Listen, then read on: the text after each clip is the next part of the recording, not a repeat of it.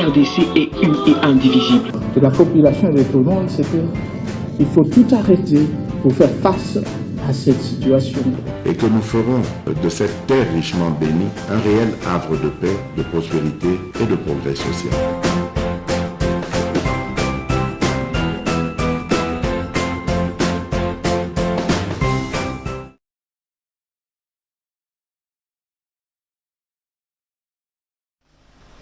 Merci beaucoup. Na sepeli na bande konyon bazali kolanda biso na MKB's officiel pour être informé. Merci de continuer à partager nos émissions, à liker, toper, commenter. Biso tozali pe wana pona kopé c'est une information. En tout cas tokolembate. Merci na nyonso bozo ko bakosala pona biso. Na pesi merci. Na moyen de komoko bengi ngai na Paris. Paris à lobi ki azali vraiment moi na commune à Kinshasa. Ekolo ina bundela mingi ya Kabinda plateau na biya tanga de ekolo wana et à lobby président Médard nanu tomona te bato bazana engagement pour na bongo alors basali mouvement moko nyonso ya ba ressortissant ya commune ya Kinshasa bon tu bazana Paris nako je crois que tokosola na kopesa kombo na ye na ba numéro ba kotana na bokotana na ya lobby vraiment bango ba ko apporter soutien na candidature na ngai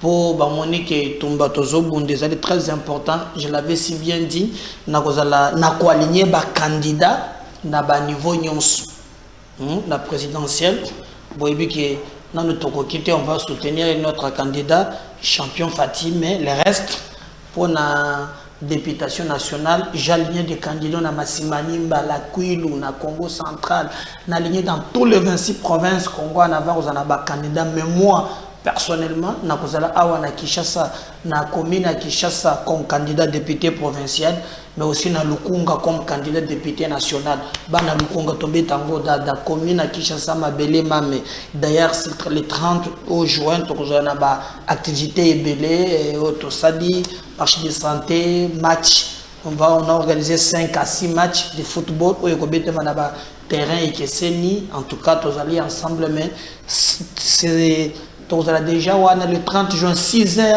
rond-point Willery ba marche pe kozala na ba itinéraire rebelle ba oba kokende boye après troyo ko chite c'est pourquoi musala ezali moi mingi donc yope bozana commune ya Gombe bozana commune ya Kinshasa bozana commune ya Lingwala bozana commune ya Barumbu bozana commune ya Kitambo bozana commune ya Ngaliema bozana commune ya Mongafula olingo tchela biso ba base pour hésiter te comme la biso hein na numéro moni batie wana en jaune plus 243 89 87 76 041 donc nous viendrons installer nos sections pour être au ça ba candidat à Congo en avant makas nous voulons seulement tous opé ba députés provinciaux et belé parce que tous au bunda poto diriger ville ya Kinshasa soit na niveau ya bureau tous en a ministre et belé provinciaux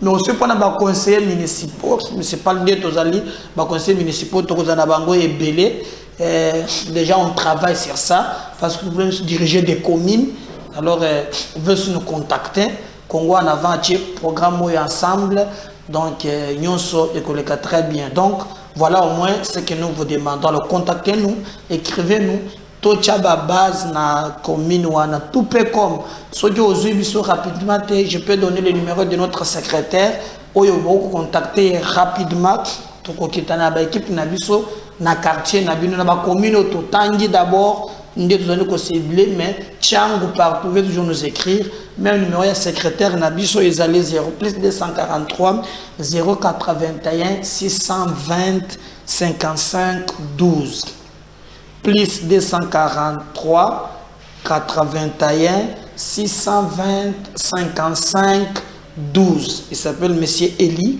Donc si vous allez écrire à bon le but de la part il y a président Médard Nyonso et Koleka très bien. Alors Tokubeta Masolo comme actualité ils allaient exiger Tobeta Masolo to solo na bino non tchanya lobby ba sali pétition il faut pape apona cardinal Moussous oyo a commis président il y a parti politique aponi musala ya kosalela Katumbi campagne azo mérité le sous-souté à la cardinal donc pour naye esengeli pape apona cardinal mususu sima ya Katumbi koéchoué na Kinshasa.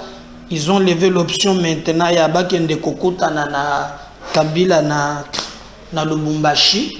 Beaucoup moins na Kabila ya wana kangi ba valise na yeme déjà na deuxième mois mbutu moko elekaki wana bafuya les bafuye biloko na yete deuxième mafuye nyonso tout alors tout tango ba monike non ba pla ezate nde ba pesi je crois beaucoup moins na yewana ayekuna akeko rejoindre Katumbi bazo comprendre te comment Katumbi aye awa ba réunion sur salami ata ebembe ya ngungi ezate donc comment renforcer d'ailleurs tango kaka komi kuna mbala moko Fulgence Muteba abandi ba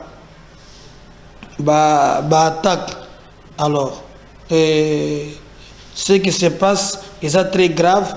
Fulgence a dit des choses oyo tomoni mingi ba katumbista ba relayer yango alobi par exemple que pour lui azomona que Kabila Tshisekedi il a dit beaucoup de choses. D'ailleurs je vais chercher ba propos naye pour na tchela bino yango donc botala vraiment ndenge nini bandeko wana bazali kocha moto. Mais avant tokotana nyonso nalingi to banda na ba info du jour onde tomesani tomesana nango les infos du jour et nous allons revenir yope en entre-temps aux allez ko partager ba lien et émission na biso aux allez ko s'abonner. Alors pourquoi êtes-vous divisés alors que vous n'avez qu'Allah le miséricordieux en qui vous croyez tous?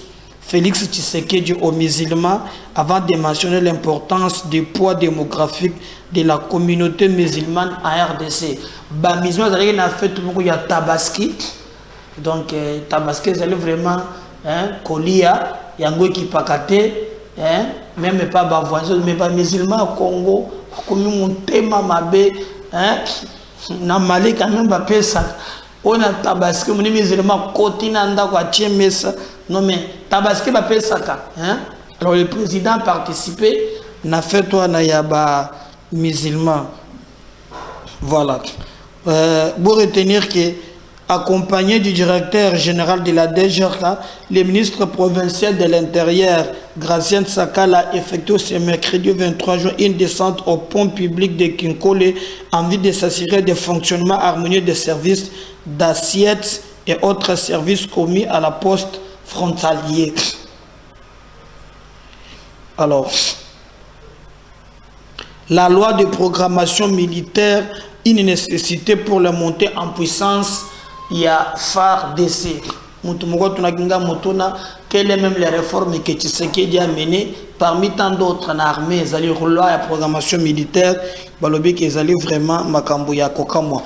Au moment où Noël Tchani a sengi a lobby et mata ekita et sengeli pape apesa biso cardinal Moussous pour au cardinal atikeli biso na Congo misala na ye eza clair te sengeli vraiment ba changer pape ba pesa biso cardinal Moussous on les a maloba ya Noël Tchani.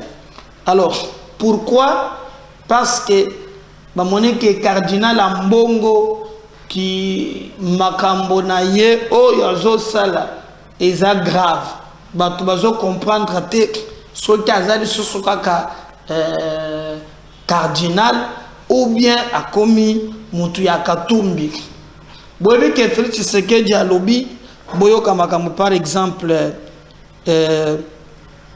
maintenant Fulgence Muteba parce que Ambongo a tient maintenant que ba monseigneur nyons to ba evêque ba 26 provinces bazape ba directeur provincial ya campagne ya Katumbi. Il y a relayer sur le plan national, bango pe bazui ba relayer na niveau provincial.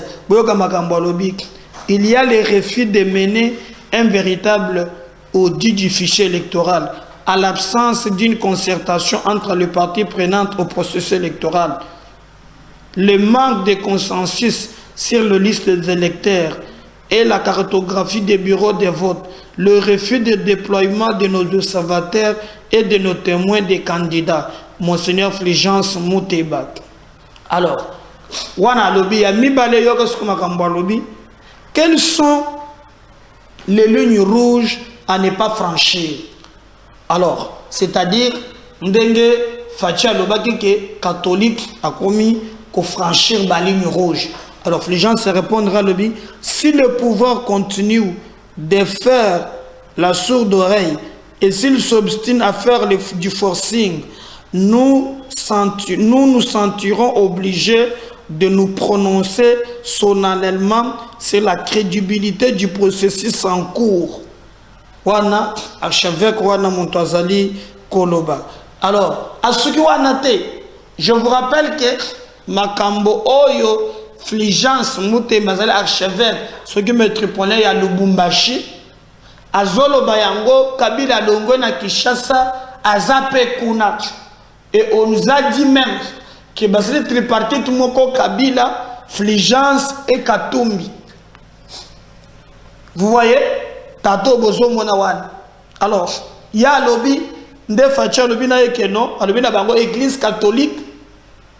Il y a quelques individus au balekisi ndelo. Bakei au-delà, il y a mission église Sengeli à Sal. Alors, ce qu'il y a comme Mbalamoko, Nde place à Zoloba Okeno.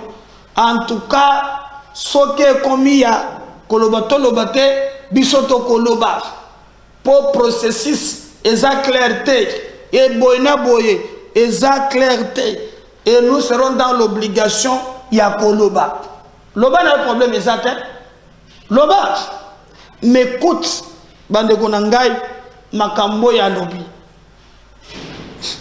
Les vrais ennemis de ce régime, ce sont la corruption, la mauvaise gouvernance, la pauvreté, la vie chère. Ce que vous savez, un discours, je vais poser cette question à Fulgence Muteba. Hier, Azar Chevek à Lubumbashi.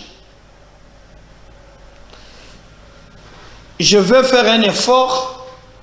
Na mission Zoya, Nala Kisabino, Makambo Oyo, candidat Naye Katumbi à Sala Congo. Entre ce que Katumbi a fait, tout le temps, au Bango basa en place. Tout le temps basa en place. Naibisa Kebino, Namuni Bolanda qui est mission de débat sur laquelle Jacqueline Dala. Bon, mon équipe comment il y a des représentants ensemble, j'ai été obligé n'abimisa même audio n'a na micro. Boyo kaki comment quelqu'un qui a pris nos minéraux, je dis bien nos minéraux Akamati, ni minéraux, yatata na yete, yaba congolais, qu'on pouvait exploiter dans 40 ans. Il les a exploités dans 3 ans. Vous avez vu comment quelqu'un, au Balakiraza gouverneur, mais combien a Salim Makamou en tant que gouverneur, Banine o bapé sakiye, comment babomambo kana Kabila, où est Fulgence? O yazo de la Kambongo de ya Katumbi. Ça, c'est un serviteur de Dieu qui vient parler comme un acteur politique. La vie chère. Mais c'est pas comme Katumbi a l'ongola qui Lubumbashi, il y a là qui a. Oh, ça c'est très grave. C'est très, je vous dis bien très grave.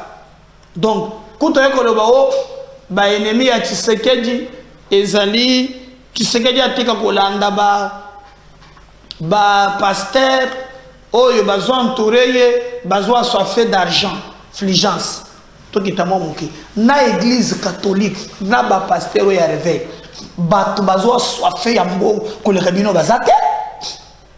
Vous vous souvenez que cardinal Ambongo Fachi a eu pouvoir Bakei, je crois ba commissaire pape et cardinal à un stade de martyr Fachi Kamati Mutuka a Pessie Oyebi Malobalobaki na micro celui-ci est bon quand il promet il y a Pesaka azalokola baningate wana abali squatter ya FCC depuis balakanga mutuka bape sangate alobango na micro kabila soyo ayokina kingaka kiswaki abengi Nehemia gangelier po batu ba détourna quand même na mitu ndeba sumisuko yasi osho lo batu atakaki bango na stade okoboye mutuka wana te ya Nehemia de ambonga bagisu lisusu chole otango bakusaki monseigneur Facha bengi apesa ki ye mutuka mais na moni bakomisaki dodo kamba awa pe église de réveil omoni place bapesa ki bango mbongo soki eza en terme ya bato baza na mbongo eza bino. Comment Fulgence peut venir sortir que non c'est que eza entouré na ba passer baza ba soifé d'argent on dirait bino nde ba champion et wo avec son ethnie tala évêque azobima na makambo oyo ya kosangisa le peuple de Dieu a commis comme un politicien et vous allez me dire que non biso tozoye lokola musali na nzambe hein comme évêque non oyo c'est le directeur provincial ya campagne ya Katumbi c'est ce terme là que je lui réponds parce qu'un homme de Dieu a coquille vraiment kobima na ba propos tel que na yoki ya zolo bawana eza très grave et ezali très grave. Alors pourquoi basala makambo nyonso wana parce que bayebi que makambo bandaki ko botiga ensemble échoué. Kabila bazalaki aw je vous rappelle même que avant rencontre oyo ba fayulu ba kende Katanga Kabila mutu asangisaki bango ezalaki quelque part aw ndatindaki bango bakendaki Lubumbashi et puis calculer ezalaki clair pour te basala musala convenablement na ba intérêt o bango batindelaki bango malheureusement pour na bango se calculer simbaki na Kinshasa te boki pende bakangaki bato aw.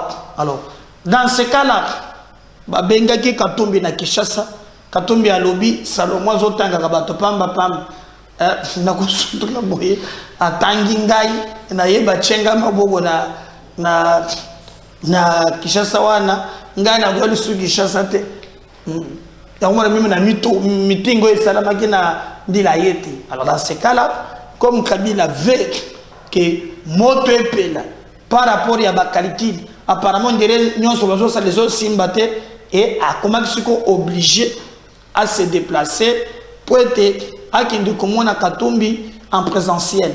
Pour dire que depuis makambo ya allo hein babandaki ko solo la eloko c'est que bakanga pe Salomon mingi na ba preuve eza makambo ya allo nde bandaki ko solo la wana. Alors il s'est trouvé que ce qui a tikali yawa et couper sa mobulu makambo ya ko solo la à se déplacer ndakoma na Katanga wana.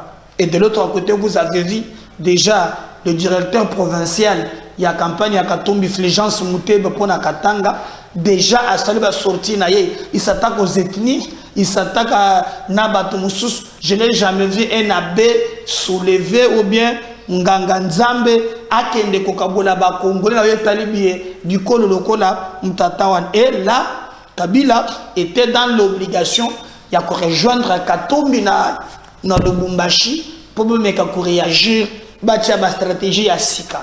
Mais comme il y a Kala et si échoué bande konangai et sengele boye baki même au bakosala sous en tout cas et que choix kakatre surtout biso tozo senga kaka nos services batika complaisance, nos services basala musala ndenge longo bani ndenge to féliciter baye oyo bazalaki na aéroport lobby. En tout cas nyonso elekaki très bien.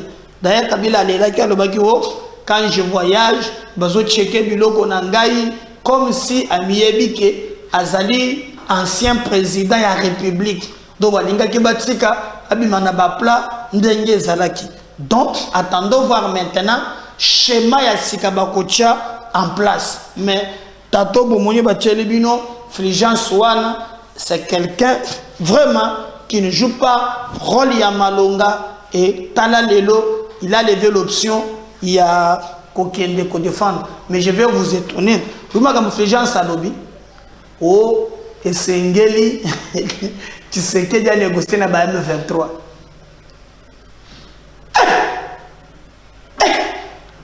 Na Jeune Afrique.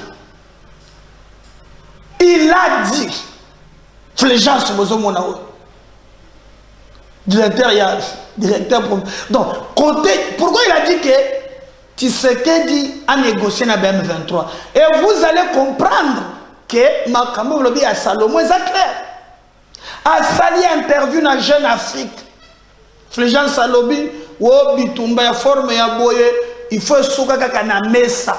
Maintenant je lui pose la question Kabila aza kuna kokutani kaka kokutana na bino mbala moko to négocier na M23. Est-ce que les M23 sont des Congolais? Monique. Mais alors que les informations tozanango, les M23 bénéficient d'un soutien à Katumbi. Et d'ailleurs Katumbi a un comptoir, il y a un minerai na Kigali. Et Boyoki Fulgence a donné à lobby, il préfère que table ronde de Salama parce que le Congo a une expérience. Ah. Bon, mon idée est que tango bakangi Salomon, bazu Salomon na biloko James Kabarebe, Makenga et les autres. Franck Diongo, je pense que peut-être le Koso Yambongo, Simbi touche à côté de Jazo comprendre. Mais maintenant, ce que Fulgence Salobi l'autre est ici, côté Ninyazali. Il a dit, mon expérience c'était, mais moi je souhaite que par le passé, vous avez affaibli l'armée. Par le passé, Rwandais va continuer l'armée d'expérience. Archevêque, Azopes. Ponami, ils ont côté à Katumbi. Et Katumbi n'a jamais condamné le Rwanda. N'agnon se les Kaao. Ayebi, pourquoi il ne condamne pas Ayebi, pourquoi Mansu Mazali collègue Fulgence Muteba, Azo Senga gouvernement ya Congo, pour être Balokandenge Nini, ya ko négocier. Ils passent, ils appellent Mawa. Mais ce que nous allons faire, c'est de continuer vraiment à travailler pour que ça vraiment Banguna ya Congo sonne. Toko négocier na Kagampel M23 c'est le Rwanda. Toi qui prétends aimer le peuple, Tala, les lots, aucun Moussika, en voulant défendre Katumbi à tout prix, au tombé même dans le piège. Raison, vous comprenez? Nous ne négocierons pas avec les Rwandais. Que Kagame négocie d'abord na ba FDLR. Fulgence atali sibiso côté naye. Et boye bake Kagame, Katumbi, bazato ya Mo Ibrahim. Mo Ibrahim nde bango bagenda kokota na kona. Et puis on le banaka vérité. Et maintenant aujourd'hui, boyoka un archevêque oya zone du Malelo azo senga que le gouvernement va négocier na ba M23. Ayebi que les M23 ils ba Rwandais. Donc les intérêts maintenant na bukiti ya bemba na kosala boye les intérêts à menacer yango monaka état de siège longwa Fulgence boye pété Botala Kabila akitaki lobby na Katanga bagé kokota na kuna bagé beta masolo na bango. On suit ça. On va revenir juste après.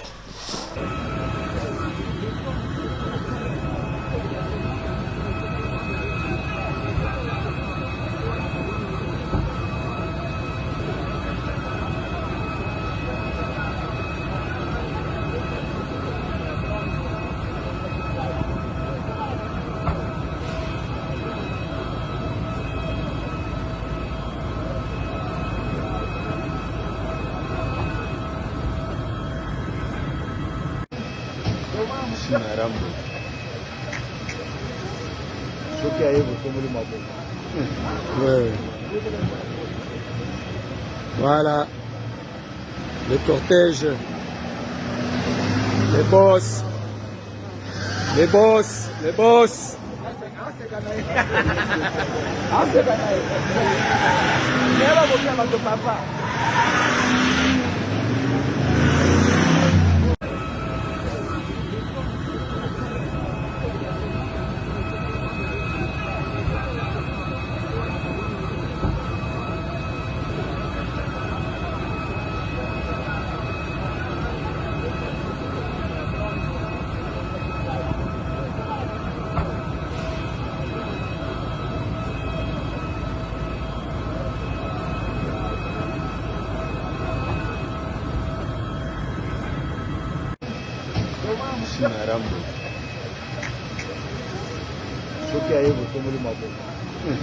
Ouais. Voilà. Le cortège. Les boss. Les boss. Les boss.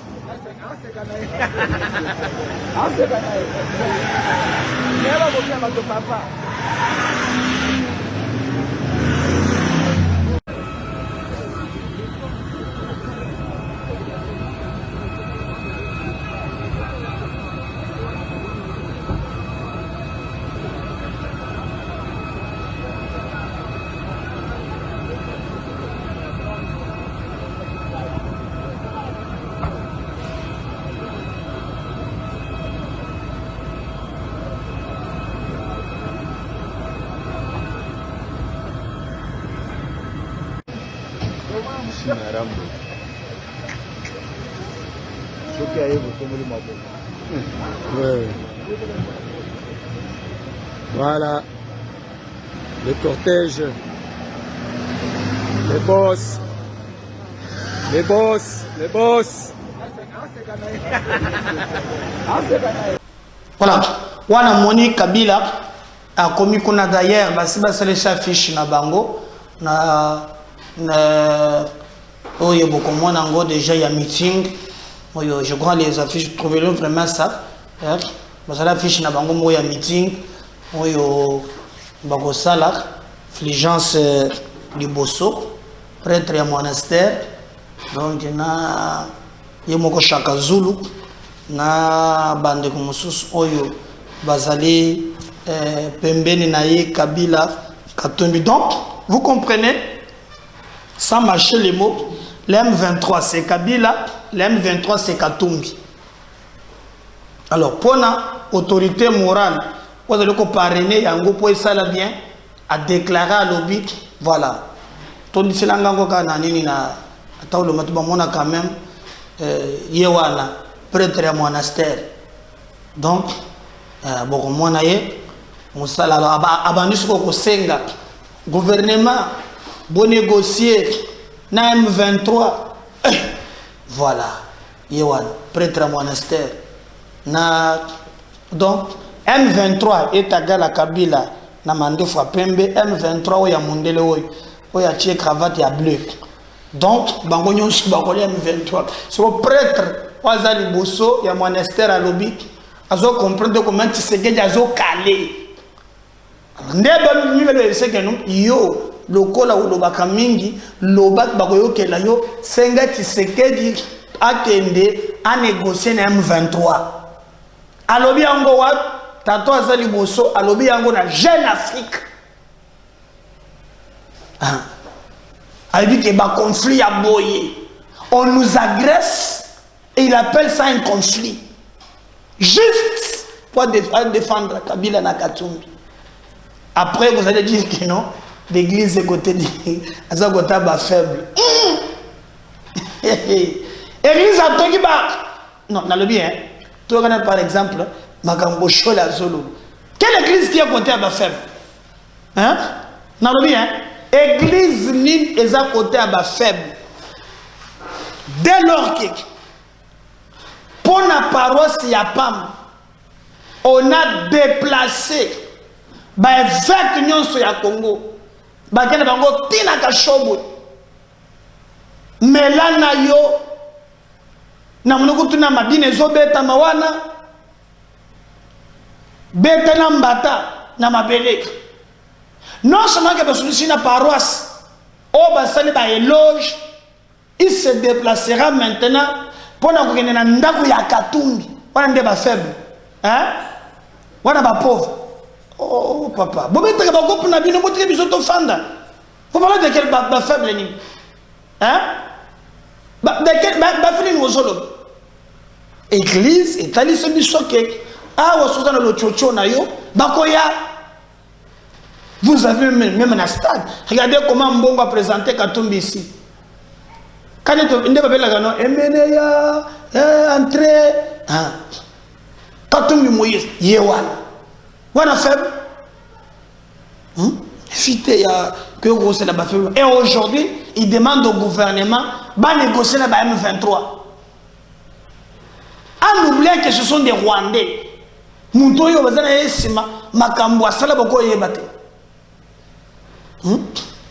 on ne va pas négocier. L'Église, en tout cas, dérive au président de Bakina Moniango. Je ne sais pas si on va revenir juste après. Raison, tout à fait raison. Si vous lisez le dernier message des évêques mélangés, c'est la paix. Ce message avait deux parties. La première partie, c'était le constat.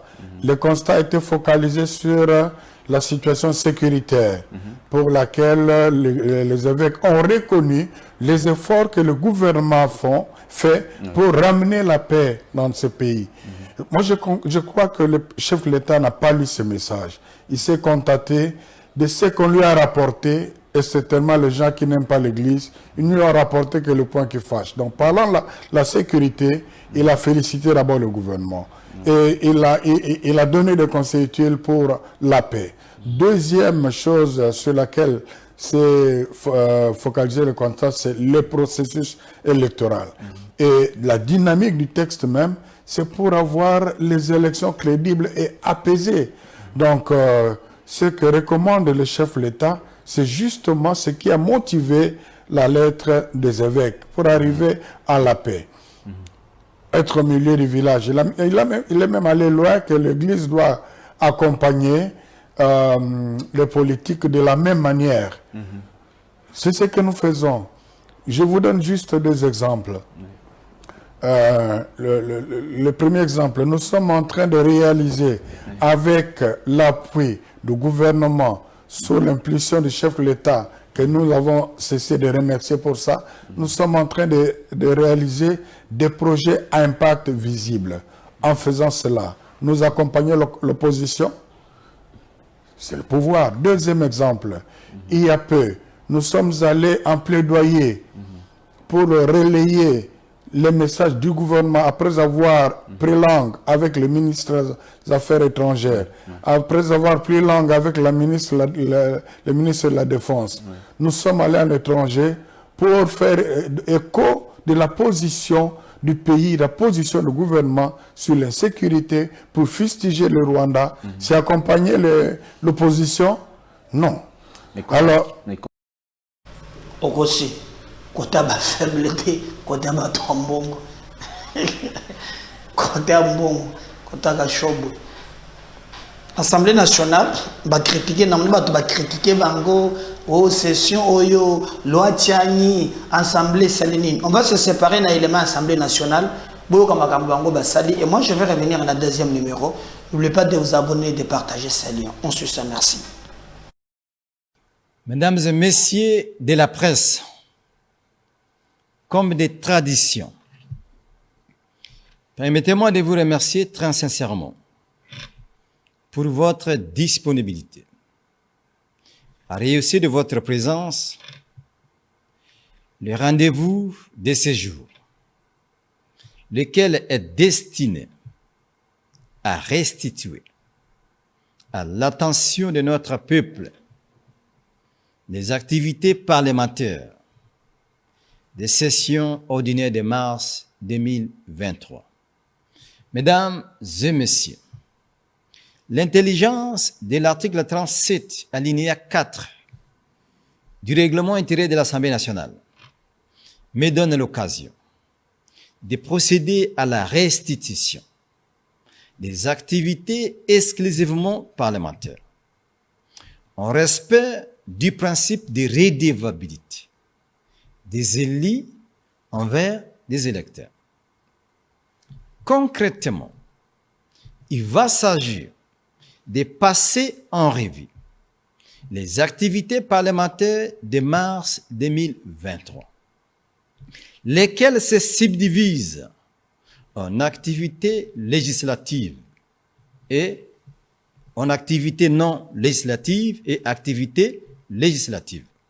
Mesdames et messieurs, il sied de rappeler que les activités non législatives comprennent essentiellement la validation des pouvoirs, les auditions en commission, les approbations par l'Assemblée nationale et le contrôle parlementaire. Par contre, les activités législatives concernent d'un côté les lois adoptées par l'Assemblée nationale et envoyées au Sénat, et de l'autre, celles déclarées recevables par l'Assemblée plénière et envoyées en commission.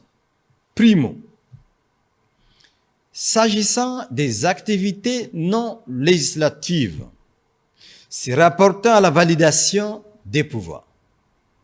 Au cours de cette session, l'Assemblée nationale a procédé à la validation de 9 suppléants, dont un suppléant d'un député nommé à une fonction incompatible au mandat de député, 3 suppléants de députés décédés, 5 suppléants de députés invalidés pour cause d'absentéisme.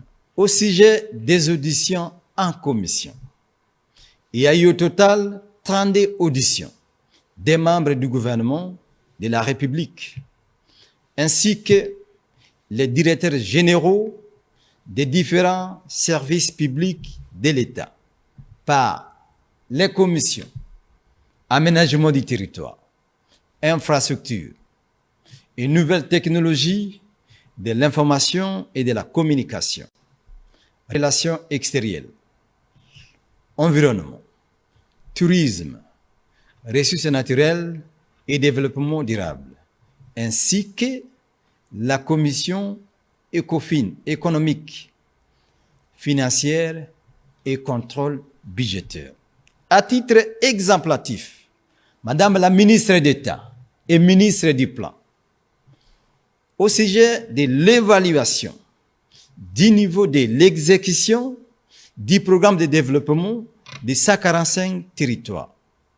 Monsieur le vice-premier en charge de l'intérieur, en rapport avec la démolition des constructions anarchiques dans la ville-province de Kinshasa, Monsieur le directeur général de l'Office national de l'identification de la population, autour des problématiques de l'identification de la population effective, Monsieur le directeur général de l'Institut national des statistiques, dans le but d'étoffer son document par des tableaux et des graphiques. Concernant l'approbation des rapports des commissions spéciales, l'Assemblée nationale en a approuvé 3. 1. Rapport de la commission spéciale chargée de contrôler la gestion du bureau de l'Assemblée nationale. Rapport de la commission spéciale chargée de préparer les prévisions budgétaires de l'Assemblée nationale pour l'exercice 2024. Rapport de la commission spéciale concernant les cas de l'honorable Nsaf. Pour ce qui est des contrôles parlementaires, au cours de cette session, il n'y a eu qu'une seule interpellation du directeur général de la Société nationale de l'électricité, SNEL en sigle, avec une seule recommandation, sa révocation immédiate. Secondo, dans le cadre des activités législatives, au cours de cette session de mars, l'Assemblée nationale a convoqué 31 plénières, dont 26 ont été tenues effectivement, pendant lesquelles elle a voté 26 projets et 4 propositions de loi, répartis comme suit. 9 projets d'autorisation de ratification, un projet de loi portant habilitation du gouvernement portant sur 8 matières, 5 projets portant autorisation de la prorogation de l'état de siège, un projet de loi portant répartition des sièges, un projet de loi portant réserve de l'armée, un projet de loi portant sur les finances publiques, un projet de loi portant sur la réforme des procédures fiscales et 4 propositions de loi. Mesdames et messieurs, avant de clore mon propos, il y a lieu de souligner, dans le cadre du processus électoral en cours, l'Assemblée nationale s'est acquittée des lignes des exigences légales attendues par le peuple congolais. En l'occurrence, les annexes à la loi portant répartition des sièges par circonscription électorale pour les élections législatives, provinciales, municipales et locales, lesquelles sont déjà à la disposition de la CENI. Nous remercions et félicitons le comité des sages pour la qualité du travail qu'il a réalisé au cours de cette session. Encore une fois, merci de votre attention.